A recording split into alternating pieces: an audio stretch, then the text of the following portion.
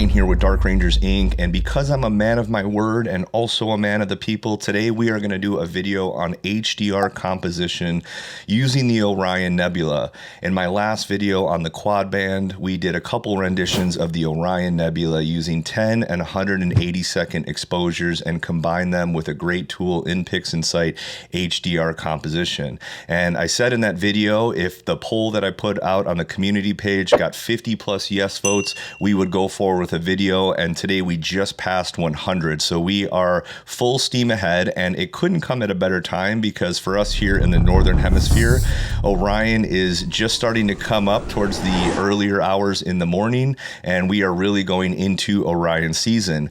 It's also nearing the end of the deadline for the annual Dark Rangers Inc. Astrophotography Contest. It's the first year that we're going to do this, and we've got some great prizes up for grabs. And in addition to the ones that I mentioned in the first video, we've actually added a 3-night stay to the Lost Sky Ranch in New Mexico, Bortle 1 Skies. So thanks, Ken, for putting that up after seeing the first video. And in addition, we've got a $250+ bundle with Telescope Live, as well as a 2-hour one-on-one session with me to the person who puts the most effort in, but maybe just fell short because of their processing. So whether you have the award-winning image or you just put forth a good amount of effort, you have a chance to win. And I'm going to feature the top 10 images on that. So take what you've learned today and apply it to some of that Orion data or another image that has high dynamic range and get in that winning contest submission. So without any further ado, let's dive right into Pixinsight. All right, here we are in Pixinsight, and as you can see, we have our 180 second stack to the left and our 10 second stack to the right. We are going to do a quick bonus on how to use GraXpert now from Pixinsight. So I did put the repository link in the description. It does shorten it sometimes and create a hyperlink, so you may have to click on it, open it, and then copy and paste it from the address bar on the website. Go into Resources, Updates, Manage Repositories, and then you're going to want to click Add, paste it in there, hit OK, and then hit OK again. I've already done that. So when you go back into Resources and you go to Updates, check for updates. It will find one, apply it, and then go ahead and close out of Pixinsight and then reopen it. And then when you reopen it, it'll ask you if you want to install the update. Of course, click yes.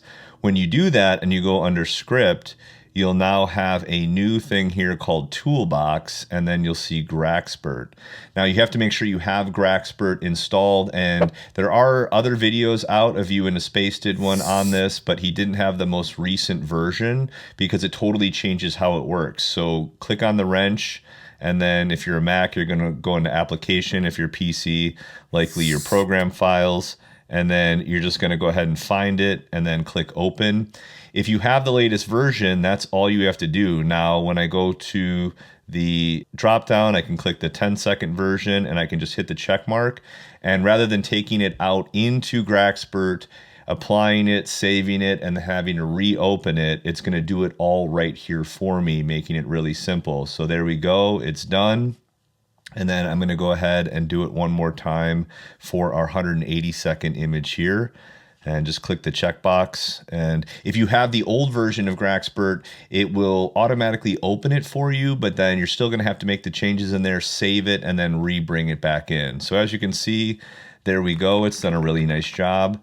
And now the next thing we want to do before we do the HDR composition is we're actually going to want to make sure we color correct it, but we only need to color correct the shorter image. The longer image will go ahead and match that. So the first thing you want to do is do an image analysis. So I'm going to go to Script, Image Analysis, Image Solver. And you want to make sure you run asymmetric solution when you stack. If not, you just have to manually put that in, so not a big deal.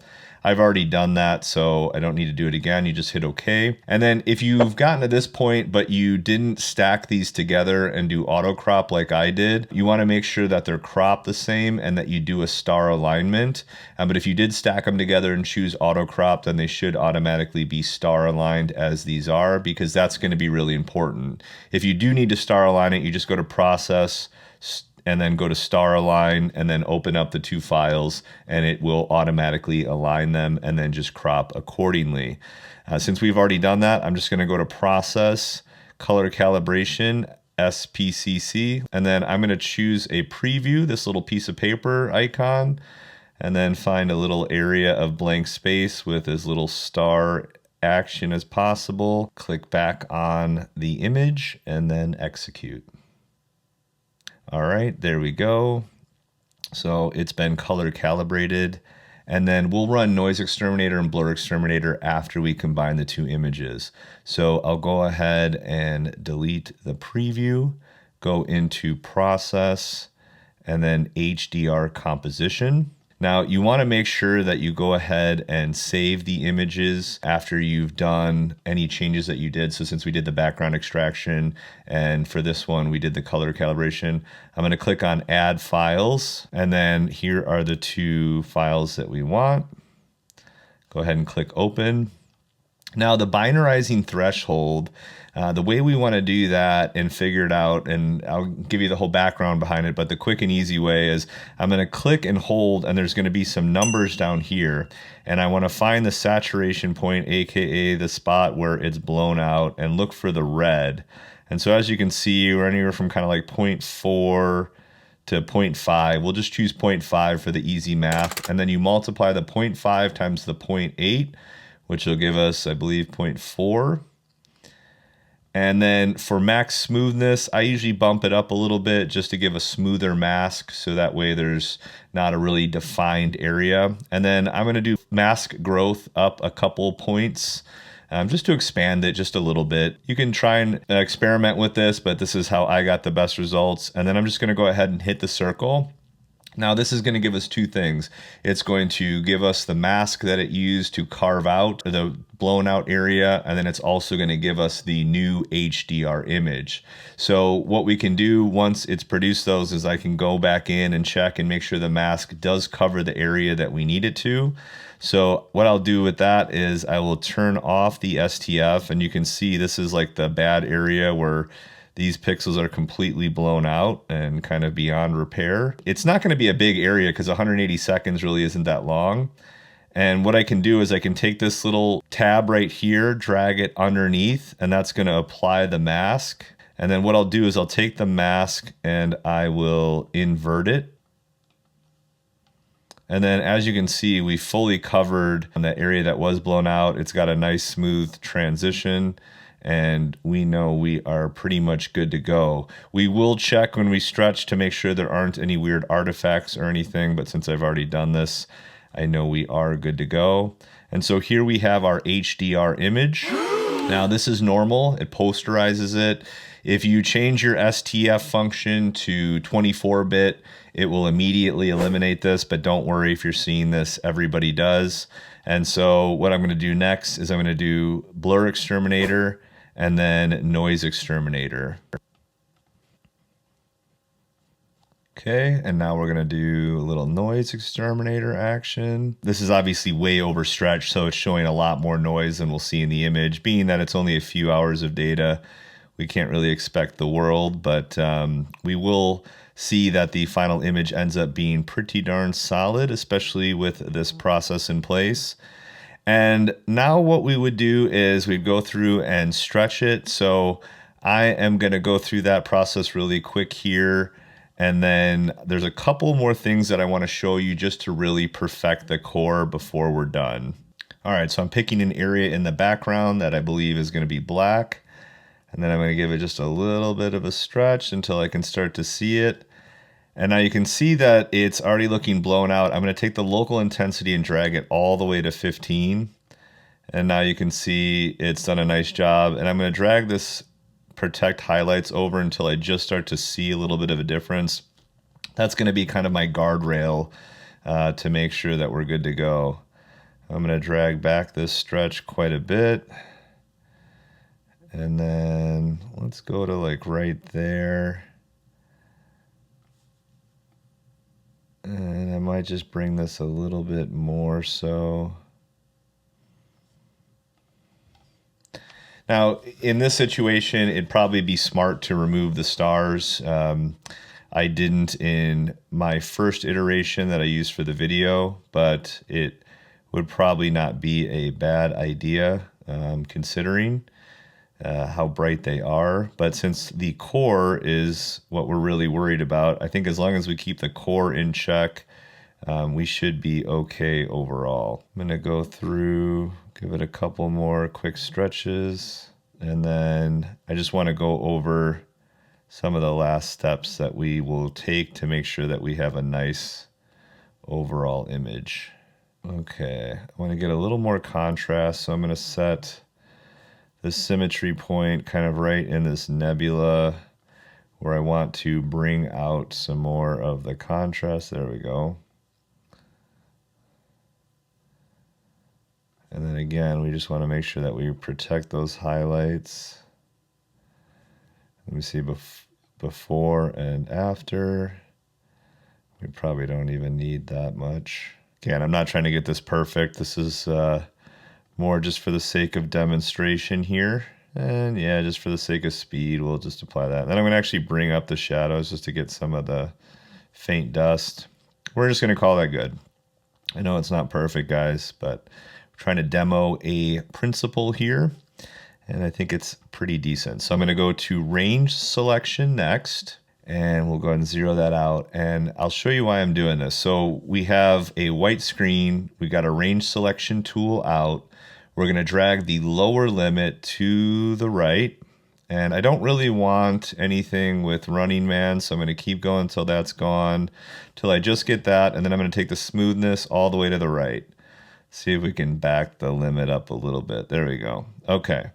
So I'm going to hit the square, and now all this is doing is creating a layer. I'm going to take this little tab. Oh, let's move this over. I'm going to take this tab. I'm going to drag it right under the HDR tab. Now we have a mask applied, and as you can see, only the core is showing. I'm going to take the mask, and I don't want to show it. It's still applied. I just have it not showing, so that way we can see the overall look of the image. And I'm going to go to HDR multi-scale transform. You guys should be familiar with this. You can try it with your different number of layers for this image, and typically for me, 8 or 9 layers tends to be better. If I do anything less than that, it's very dramatic. And I have 2 intensity checked.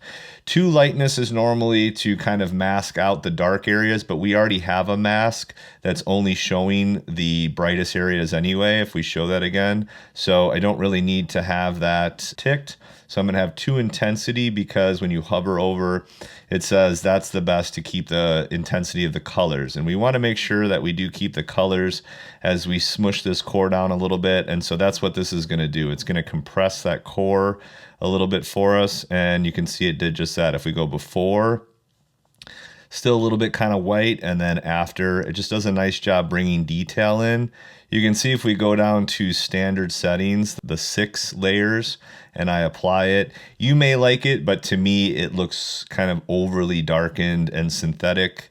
I like the more subtle look. See, it's very just kind of smashed. I know that some people like this, even in the video that Pixinsight does, it looks somewhat like that. For me, that just looks very synthetic, and I don't like the look of it. So if you do, though, that's totally cool.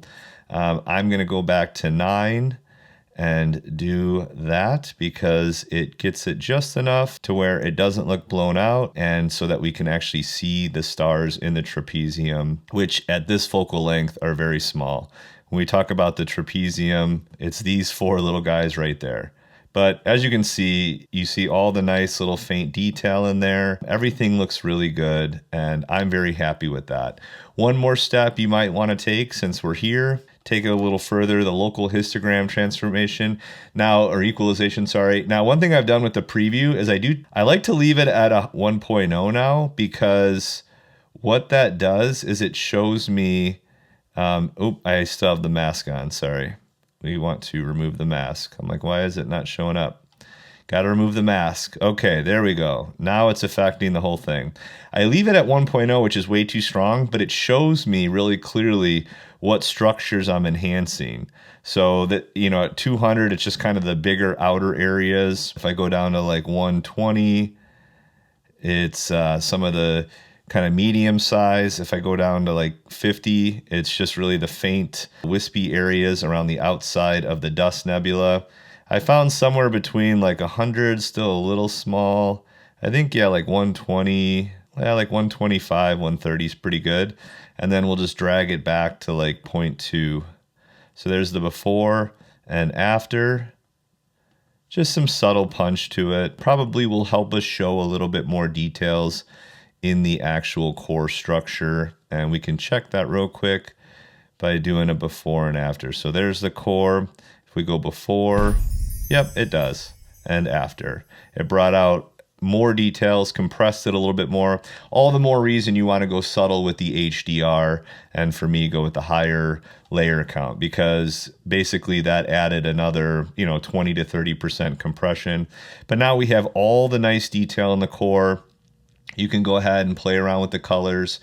This is the final image that I got after going into Photoshop. Guys, hopefully that helps. Use the tool. Give me the best Orion you've ever done. Enter it in the contest. Win some prizes. Celebrity, fame, all that. And until the next one, guys, clear skies.